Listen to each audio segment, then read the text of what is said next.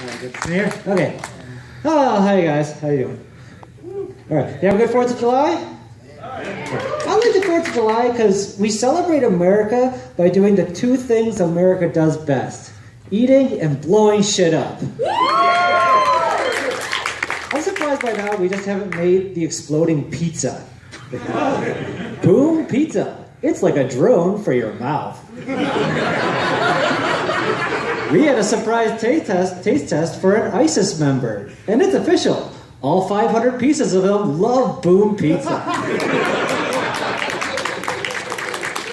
I was watching some YouTube clips of parkour, which is French for concussion.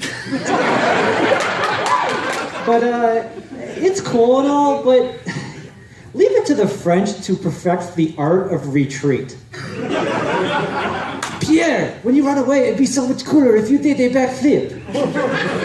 It gives the white flag and smoke trail a little je ne sais quoi. People tell me it's about getting from point A to point B, but every time you see it on TV, it's some skinny foreigner running away from James Bond. He flips over the wall and James Bond runs through it like an American. And James Bond is really an honorary American. I mean, he treats exotic women the same way America treats exotic countries. He finds one that interests him, screws it, and they die.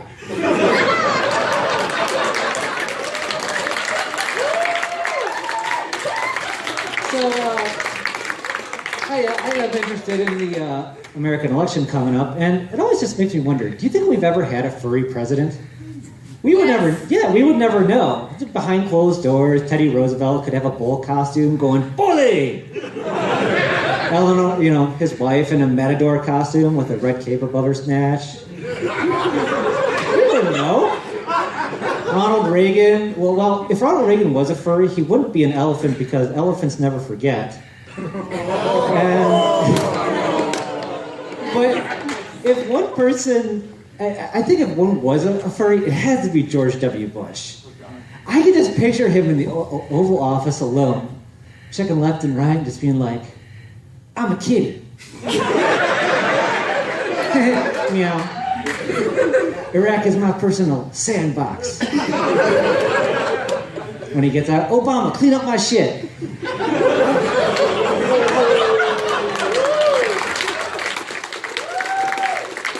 Anyway, so I never thought I'd have one of those superpowers like on Stan Lee's reality show, but I found out if I have beer for dinner, I can create a WMD in my tummy. And I just said that just so I could say WMD and tummy in the same sentence, like Baghdad, Sesame Street.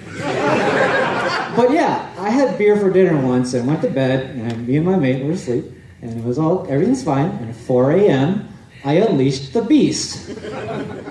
Now I've had bad farts before. This was a whole new animal. I wake up, and Alkali is hard to wake up, I'll try to shake him awake, and I'm just like, don't wake up. He just bolts up right away and goes, did you shit the bed? It permeated through the whole house.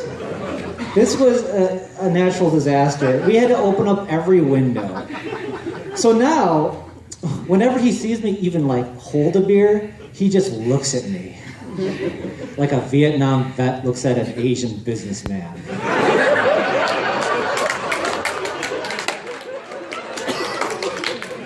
So one more little thing. I was listening to a podcast. I love podcasts, but this guy's he was going on about depression. And he's like, hey man, you can get on the sad bus or you can get on the happy bus. And I'm like, this guy has never been on a bus. Because there is no happy bus. You've been on a city bus, it's like a rolling hate Twinkie. And you're the filling.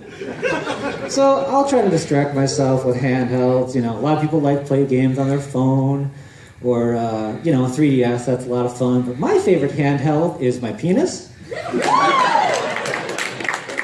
Lots of entertainment. Co-op's incredible. Pretty good recharge rate, but the older I get, But if you bring that out on the bus, I ruined Christmas. All right, well, Is that how y'all am doing? 2 seconds. All right, everyone do it. That's it. All right. Thanks a lot, guys.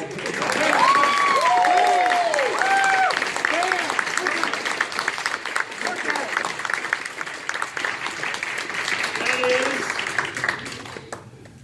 5 minutes, no seconds, 0.87.